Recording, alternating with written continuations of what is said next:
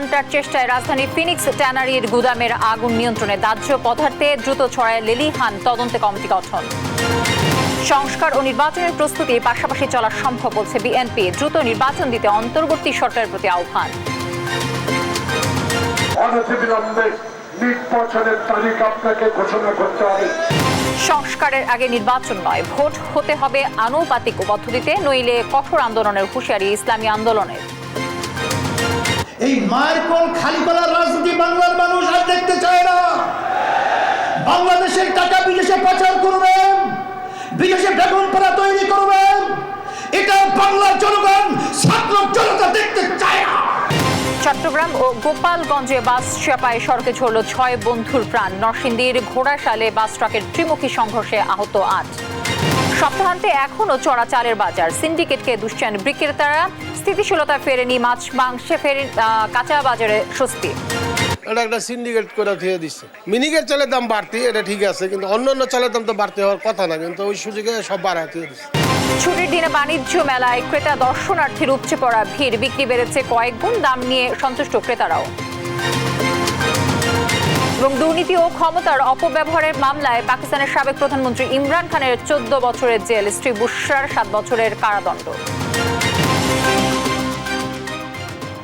দর্শক, সংবাদ সন্ধ্যায় শুনছিলেন টিএমটি বার সংবাদ শিরোনামগুলো। সঙ্গে রয়েছে আমি তানজিয়া জ্যোতি। অনেক দিন থেকে আমার ইচ্ছা ছিল যে গিটার শিখবো। আমি যেহেতু স্টুডেন্ট, একবারে এতগুলো টাকাও ম্যানেজ করা সম্ভব হবে না। জানতে পারলাম বাবার মাধ্যমে যে বিকাশে সেভিংস করা যায়। এটা সবথেকে ভালো লাগে যে কম অ্যামাউন্ট দিয়েই করা যায়। ক্যাশ আউট করতে গেলে কোনো চার্জ লাগে না। বিকাশ অ্যাপে ডিপিএস, টাকা জমায় সারা দেশ। জানাবো বিস্তারিত। ফায়ার সার্ভিসের 12টি ইউনিটের প্রায় 2.5 ঘন্টার চেষ্টায় নিয়ন্ত্রণে আসে রাজধানীর হাজারীবাগের চামড়ার গুদামের আগুন। এ ঘটনায় কোনো হতাহতের খবর পাওয়া যায়নি। দাহ্য পদার্থ থাকায় এবং ভবনটিতে অগ্নি নির্বাপন ব্যবস্থা না থাকায় আগুন দ্রুত ছড়ায় বলে জানিয়েছে ফায়ার সার্ভিস। ঘটনা তদন্তে একটি কমিটি গঠন করা হয়েছে। আলিমুজ্জামান সাফওয়ানকে সঙ্গে নিয়ে বিস্তারিত জানাচ্ছেন সাদ আহমেদ।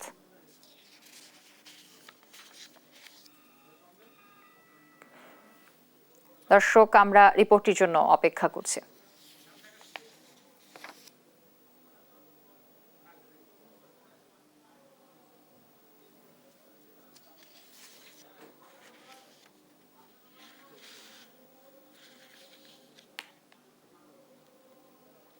দর্শক, রিপোর্টটি প্রক্রিয়াধীন রয়েছে, আমরা অপেক্ষা করছি।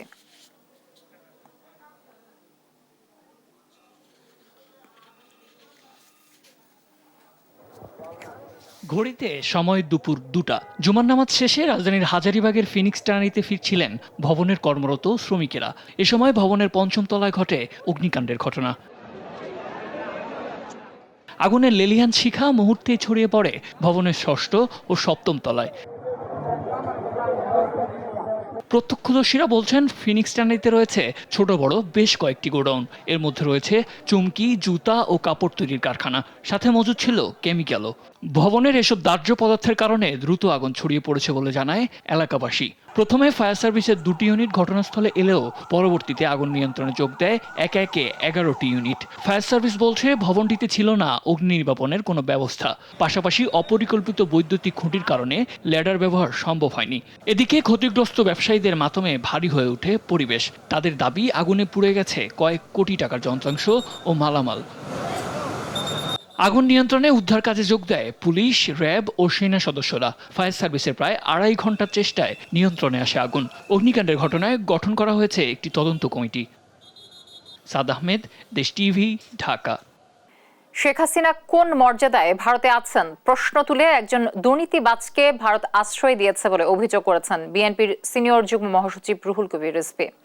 সংস্কার নির্বাচনের প্রস্তুতি একসাথে চলবে দাবি করে অবিলম্বে নির্বাচন দিতে অন্তর্বর্তী সরকারের প্রতি আহ্বান জানিয়েছেন বিএনপি চেয়ারপারসন উপদেষ্টা জয়নুল আবদিন ফারুক। বিস্তারিত সাইফুল রিপনের প্রতিবেদনে। বাংলাদেশ কৃষি বিশ্ববিদ্যালয় ছাত্র দলের প্রতিষ্ঠাতা আহ্বায়ক বীর প্রতীক এটিএম খালেদের 45তম শাহাদাত বার্ষিকী উপলক্ষে কৃষিবিদ ইনস্টিটিউটে আলোচনা সভার আয়োজন করে এগ্রিকালচারিস্ট অ্যাসোসিয়েশন অব বাংলাদেশ অ্যাব। পতিত স্বৈরাচারের দোসররা এখনও রাষ্ট্রের গুরুত্বপূর্ণ স্থানে ঘাপটি মেরে আছে অভিযোগ করে ষড়যন্ত্র মোকাবেলায় সবাইকে সচেতন থাকার আহ্বান জানান বিএনপি নেতারা। চলছে, যতই নির্বাচন প্রলম্বিত হবে ততই অর্থনৈতিক সংকট, রাজনৈতিক সংকট আমাদের মাথাচাড়া দিয়ে উঠবে এবং দেশীয় বিদেশি চক্রান্ত চলছে।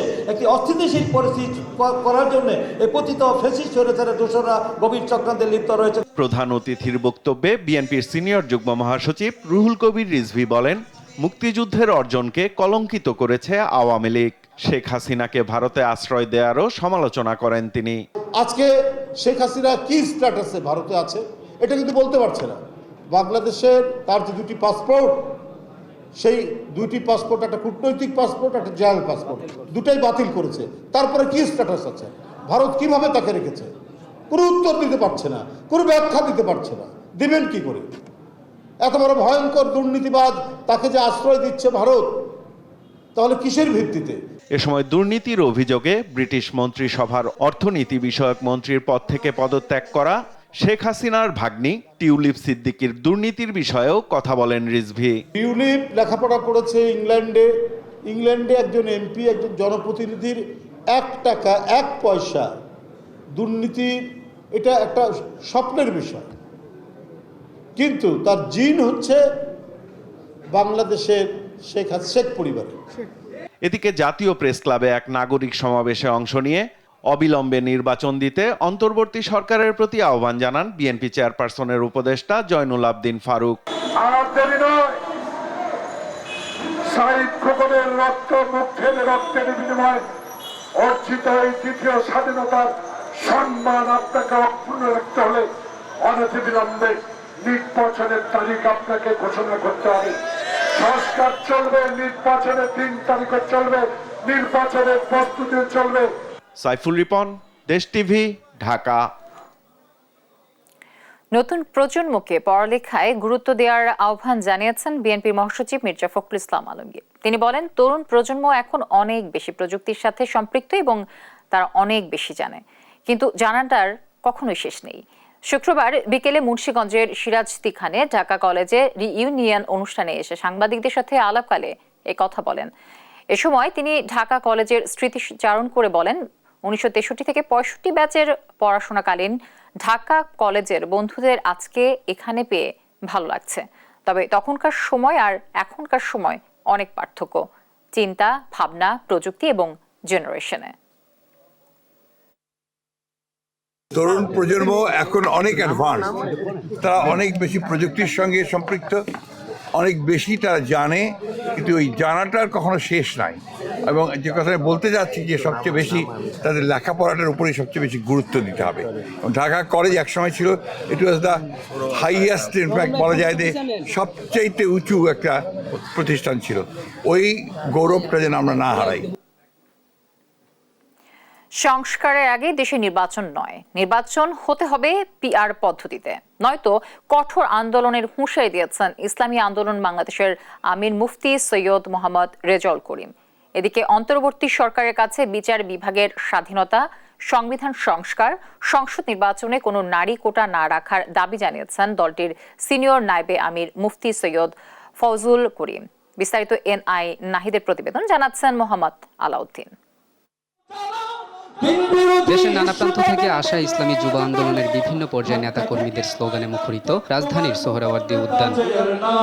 শুক্রবার বাদ জুমা অনুষ্ঠিত ৫ম জাতীয় যুব কনভেনশনে প্রধান অতিথি ছিলেন ইসলামী আন্দোলন বাংলাদেশের আমির মুফতি সৈয়দ মোহাম্মদ রেজাউল করিম। এ সময় ইসলামী যুব আন্দোলন বাংলাদেশের কেন্দ্রীয় সভাপতি মাওলানা মোহাম্মদ নেসার উদ্দিনের সভাপতিত্বে একে একে নেতারা বক্তব্য রাখেন। সম্মেলনে দলটির সিনিয়র নায়েবে আমির মুফতি ফয়জুল করিম বলেন, বিচার বিভাগ পরাধীন থাকলে কল্যাণ রাষ্ট্র সম্ভব নয়। সেই সঙ্গে বক্তারা কল্যাণ রাষ্ট্র প্রতিষ্ঠায় পিআর পদ্ধতিতে নির্বাচনের বিকল্প নেই বলেও দাবি করেন। এ সময় পতিত সরকারের পথে অন্তর্বর্তী সরকারকে না হাঁটারও আহ্বান জানান তারা। যদি পিআর পদ্ধতি নির্বাচন দেওয়া হয়, এলাকায় এলাকায় যে দৈত্য দানব তৈরি হয়, পেশি শক্তি ব্যবহারের মাধ্যমে, কালো টাকা ব্যবহারের মাধ্যমে এক একজন এক একটা দানবে পরিণত হয়, এদের মাধ্যমে বাঙালি জাতি নিষ্পেষিত হয়, নিপীড়িত হয়। এই জালেমদেরকে আসার সুযোগ দেওয়া হবে না ইনশাআল্লাহ। জুলাই বিপ্লবের প্রসঙ্গে ফয়জুল করিম বলেন, ইসলামী আন্দোলন বাংলাদেশ যেভাবে দলীয় ব্যানারে জুলাই বিপ্লবে মাঠে ছিল, অন্য কোনো রাজনৈতিক দল সেভাবে মাঠে ছিল না। যারা দ্রুত নির্বাচনের জন্য অস্থির, তাদের পায়ের নিচে মাটি নেই উল্লেখ করে ইসলামী আন্দোলনের আমির রেজাউল করিম বলেন, বাংলার মানুষ আর চাঁদাবাজ, দখলদার ও খুনিদের ক্ষমতায় দেখতে চায় না। আগে সংস্কার হবে, তারপরে নির্বাচন হবে। রাষ্ট্র সংস্কারের মধ্যে আমি বিচার বিভাগের স্বাধীনতা চাই। যেইভাবে দলীয় ব্যানারে বৈষম্য বিরোধী আন্দোলন অংশগ্রহণ করেছে বাংলাদেশের অন্য কোনো সংগঠন দলীয় ব্যানারে এই আন্দোলনে সম্পৃক্ত ছিল না। বাংলাদেশের মানুষ এই চাঁদাবাজি আর দেখতে চায় না, দুর্নীতি আর দেখতে চায় না। যারা 53 বছর পর্যন্ত বাংলাদেশকে 5 বার দুর্নীতির চ্যাম্পিয়ন করেছে, ওই সমস্ত দলকে বাংলাদেশের জনগণ আর ক্ষমতা দেখতে চায় না। পরে জাতীয় নির্বাচনে উল্লেখযোগ্য ভূমিকা রাখতে যুবকদের এগিয়ে আসার আহ্বান জানিয়ে ইসলামী যুব আন্দোলনের নতুন কমিটি ঘোষণা করেন দলটির আমির মুফতি সৈয়দ মোহাম্মদ রেজাউল করিম। মোহাম্মদ আলাউদ্দিন, দেশ টিভি, ঢাকা। আওয়ামী লীগ সরকার নির্বাচন ব্যবস্থাকে ধ্বংস করেছে বলে মন্তব্য করেছেন জামায়াতের ইসলামীর আমির ডক্টর শফিকুর রহমান। তিনি বলেন, মানুষের অধিকারের জন্যই এই দেশ স্বাধীন হয়েছে। পাকিস্তানিরা মানুষের ভোটের অধিকার দেয়নি বলেই মানুষ যুদ্ধ করেছে। এ সময় নতুন করে দেশকে গড়ার প্রত্যয় ব্যক্ত করেন জামায়াত আমির। শুক্রবার টাউন হল ফুটবল মাঠে কর্মী সম্মেলনে তিনি এই মন্তব্য করেন। চুয়াডাঙ্গায় গেল 15 বছরে কোনো উন্নয়ন হয়নি বলেও মন্তব্য করেন তিনি। এদিন সকাল থেকেই সম্মেলনে আসতে শুরু করেন কর্মী সমর্থকরা। একে একে বক্তব্য রাখেন দলটির স্থানীয় ও কেন্দ্রীয় নেতারা। দুপুর 3টায় প্রধান অতিথির বক্তব্য রাখেন দলের আমির ডক্টর শফিকুর রহমান।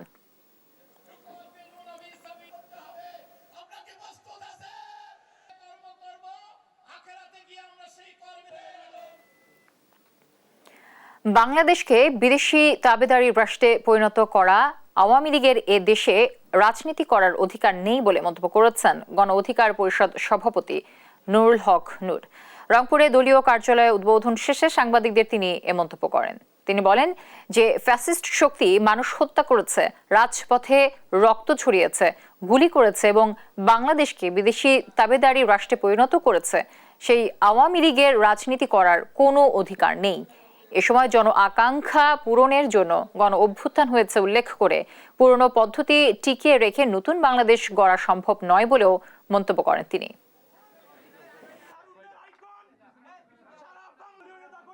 ফ্যাসিস্ট শক্তির বিরুদ্ধে আমরা লড়াই করেছি, যারা এতগুলো মানুষকে হত্যা করেছে, রাজপথে রক্ত ঝরিয়েছে, গুলি করিয়ে মেরেছে এবং বাংলাদেশকে স্বাধীন সার্বভৌম রাষ্ট্রকে একটা বিদেশি তাবেদার রাষ্ট্রে পরিণত করেছে।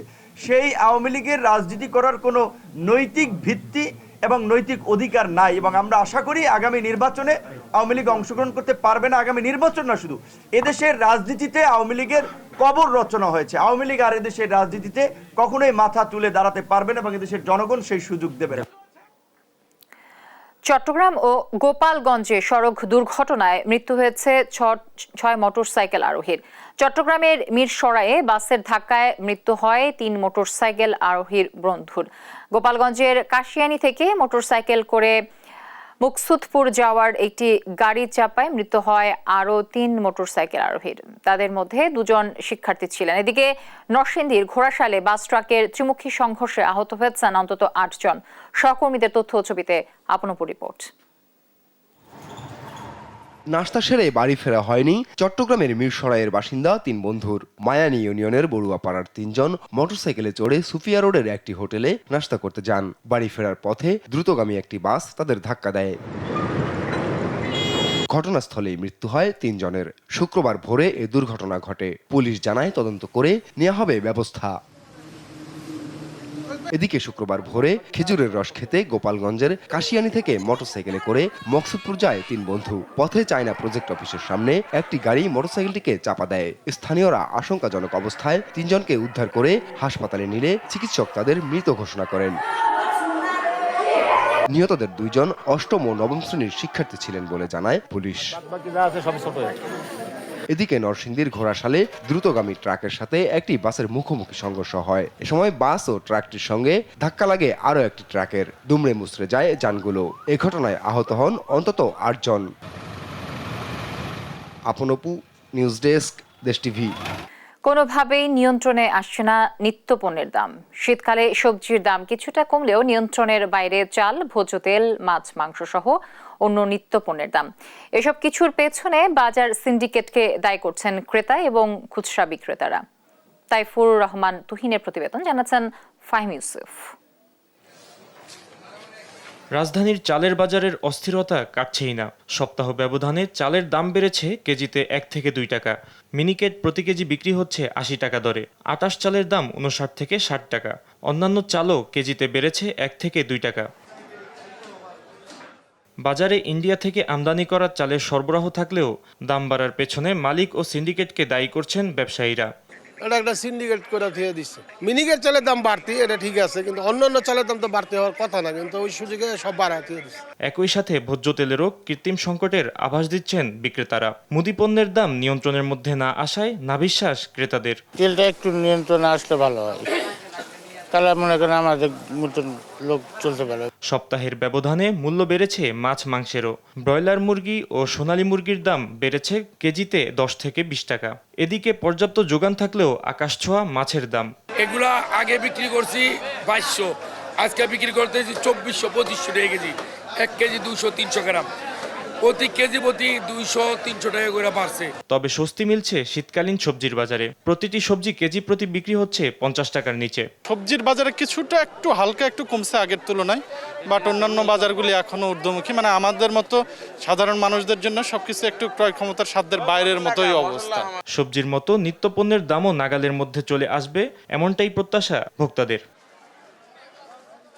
ফাহিম ইউসুফ, দেশ টিভি, ঢাকা। আমিও তো টাকা রাখি, কিন্তু আবার উঠেই খাই ফেলাই। তারপর ভিডিও দেখে একটা সেভিংস অ্যাকাউন্ট করে ফেললাম। বিকাশের মাধ্যমেই আমি টাকাটা ব্যাংকে জমাচ্ছি। অপচয় না করে আমরা যা রুজি রোজগার করি, এটাকে আমাদের আসলে সঞ্চয় করা প্রয়োজন। বিকাশ অ্যাপে ডিপিএস, টাকা জমায় সারা দেশ। আমরা সংবাদ সন্ধ্যায় আছি।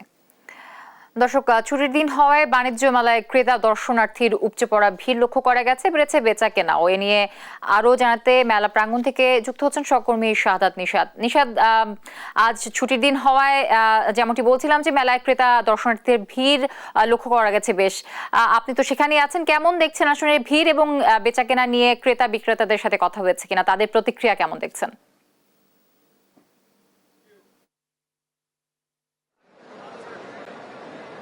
যেমনটি বলছেন, আসলে মেলার আজকে 17তম দিন এবং আমরা কিন্তু সকাল থেকেই যে মেলা প্রাঙ্গণ সেখানে দেখেছি সকালের প্রথম যে প্রহর সেই সময়টাতেই কিছুটা দর্শনার্থী এবং ক্রেতা কম হলেও কিন্তু ব্যবহারের সাথে সাথে আস্তে আস্তে কিন্তু ক্রেতা সমাগম বাড়তে থাকে।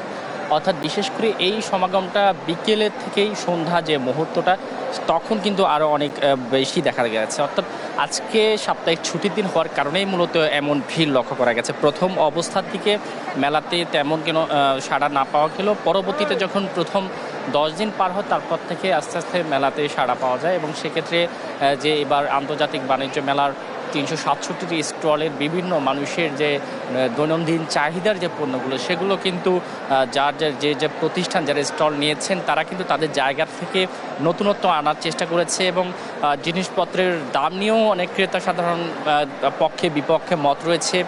কারো পক্ষ হচ্ছে যে জিনিসপত্রের দাম কমেছে, আবার কারো কেউ মন্তব্য করছে জিনিসপত্রের দাম বাড়ছে। তবে সব কিছু মিলিয়ে কিন্তু সাপ্তাহিক যে ছুটির দিনটা সেটি কিন্তু এখানকার যারা ক্রেতারা আসছেন তারা কিন্তু উপভোগ করছেন এবং একই সাথে সন্ধ্যার দিকে যেন এখানকার দর্শনার্থী যারা আছেন তারা যেন যে মনোরম যে পরিবেশ, সেই পরিবেশ যেন তারা উপভোগ করতে পারে সেজন্য কিন্তু সাংস্কৃতিক সন্ধ্যার আয়োজন করা হয়েছে এবং একই সাথে গত বছরের তুলনায় কিন্তু বেশ কিছু ভিন্নতাও নিয়ে আসা হয়েছে।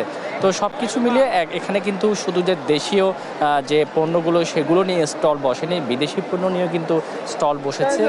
মোট 5টি দেশের 60টি স্টল কিন্তু এখানে রয়েছে এবং একই সাথে ইলেকট্রনিক পণ্য থেকে শুরু করে নিত্য প্রয়োজনীয় যে সকল পণ্য, বিশেষ করে যে আমরা দেখেছি যে জামা কাপড়, এগুলো কিন্তু ব্যাপক চাহিদা এখানে লক্ষ্য করা যাচ্ছে এবং সেই সাথে আসবাবপত্র যে জিনিসপত্রগুলো সেগুলো কিন্তু বেশি লক্ষ্য করা যাচ্ছে। সেই যে স্টলগুলো রয়েছে সেগুলোতে একটা ভিড় লক্ষ্য করা যাচ্ছে। তো সব কিছু মিলে আজকের যে মেলার 17তম দিন, সেই দিনটি আসলে শুক্রবার ছুটির দিন হওয়াতে এক প্রকার অনেকটাই জমে উঠেছে। এর আগে তৃতীয় শুক্রবার মেলার গত শুক্রবার আমরা দেখেছি ক্রেতা সমাগম অনেক ছিল এবং সেই তুলনায় প্রায় কয়েক কোটি এখানকার যে মানুষ, অর্থাৎ 17 দিনে সেটি কিন্তু ছাড়িয়ে গেছে। তো সব কিছু মিলে এই ছিল মেলা প্রাঙ্গণ থেকে আমার কাছে থাকা সবশেষ খবর। আমাদের সহকর্মী শাহাদাত নিশাদ যুক্ত ছিলেন আন্তর্জাতিক বাণিজ্য মেলা থেকে। ফিলিস্তিনের গাজায় যুদ্ধবিরতি নিয়ে হামাসের সঙ্গে হওয়া চুক্তি অনুমোদন করেছে ইসরায়েলের নিরাপত্তা মন্ত্রিসভা। স্থানীয় সময় শুক্রবার প্রধানমন্ত্রী নেতানিয়াহুর কার্যালয় বলছে, হামাসের সঙ্গে যুদ্ধবিরতি চুক্তি অনুমোদনের সুপারিশ করেছে নিরাপত্তা মন্ত্রিসভা। তবে এই চুক্তির বিরোধিতা করেছে মন্ত্রিসভার কিছু সদস্য। যুক্তরাষ্ট্র ও কাতারের মধ্যস্থতায় টানা 15 মাসের সংঘাতের পর বুধবার গাজায় দ্বিতীয় যুদ্ধবিরতি চুক্তিতে একমত হয় ইসরায়েল ও ফিলিস্তিনি প্রতিরোধ আন্দোলন হামাস। কাতারি ও মার্কিনী কর্মকর্তারা জানিয়েছেন, আগামী রোববার থেকে যুদ্ধবিরতি কার্যকর হবে। আল কাদির ট্রাস্ট মামলায় জেলবন্দি পাকিস্তানের সাবেক প্রধানমন্ত্রী ইমরান খানকে 14 বছরের কারাদণ্ড দিয়েছে দেশটির আদালত। একই মামলায় তার স্ত্রী বুশরা খান বিবিকে দেওয়া হয় 7 বছরের কারাদণ্ড।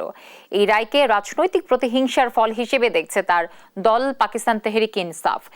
এর বিরুদ্ধে আইনি লড়াই চালিয়ে যাওয়ার ঘোষণা দিয়েছেন তার দল ও সমর্থকরা। আরও জানাচ্ছেন রায়হান কবির শুভ্র। আল কাদির ট্রাস্ট মামলা তথা 19 কোটি পাউন্ড দুর্নীতি মামলায় পাকিস্তানের সাবেক প্রধানমন্ত্রী ইমরান খানকে 14 বছরের কারাদণ্ড দিয়েছে দেশটির আদালত। একই মামলায় তার স্ত্রী বুশরা বিবিকে দেওয়া হয় 7 বছরের কারাদণ্ড।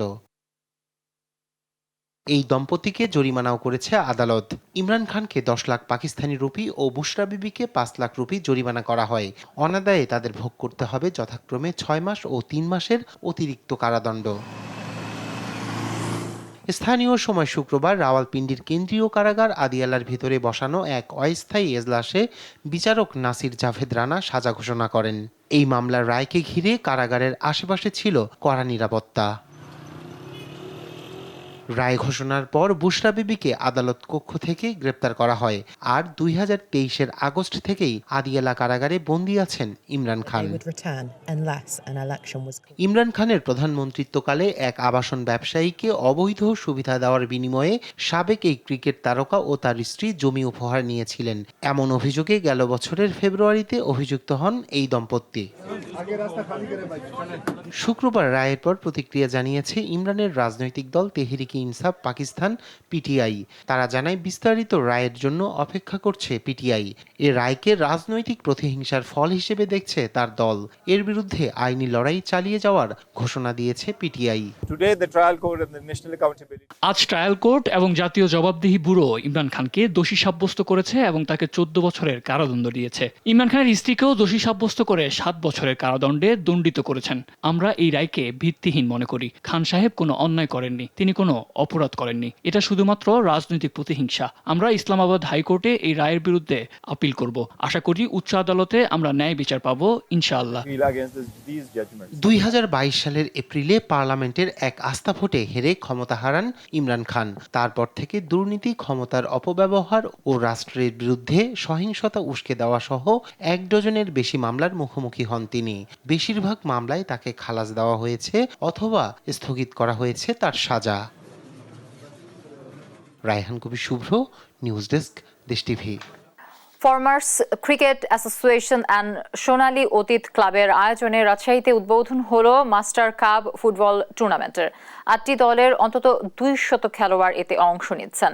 শুক্রবার রাজশাহীর লালন শাহ মুক্ত মঞ্চে দুপুর 3টায় এক অনুষ্ঠানের মাধ্যমে টুর্নামেন্টের উদ্বোধন করা হয়। অনুষ্ঠানে অতিথি হিসেবে উপস্থিত ছিলেন বসুন্ধরা কিংসের ওনার এবং সিনিয়র ভাইস প্রেসিডেন্ট বাফুফের ইমরুল হাসান, রাজশাহী বিজিবির sector commander colonel Imran Rauf সহ বাংলাদেশ জাতীয় ক্রিকেট দলের সাবেক অধিনায়ক খালেদ মাসুদ পাইলট সহ আরো অনেকে।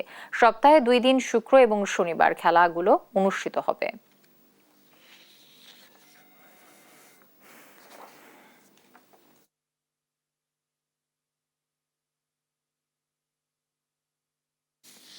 দর্শক, এই ছিল এখনকার সংবাদ সন্ধ্যা। পরে বুলেটিন দেখার আমন্ত্রণ হলো। ধন্যবাদ সবাইকে সাথে থাকার জন্য।